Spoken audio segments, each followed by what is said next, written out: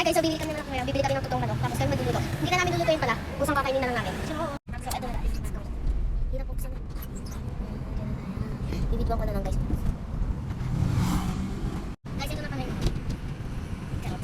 Ayan guys, mapunta na kami ng Mars. Charot. Yan, pupunta kami ng Amerika. I mean sa US guys. Ayun yung pulis ko kanina ako. Pupunta kami sa Pampanga para lang kumuha kami ng manok doon. Tapos hindi namin lulutuin. Kakainin na lang. Guys, guess who? Guess kung anong kakainin namin. Manok?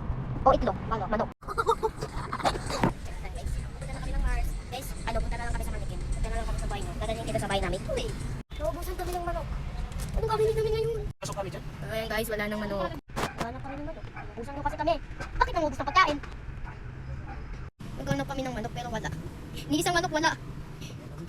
Maghuli na lang kami guys dito ng manok niya. Naghanap kami. Ayan guys, maghanap tayo. First time natin dito. Walang manok guys. Guys, nakauli na kami ng manok. Ayan. Joke lang. Guys, totoo na talaga to. May manok na. Ayun o. Legs.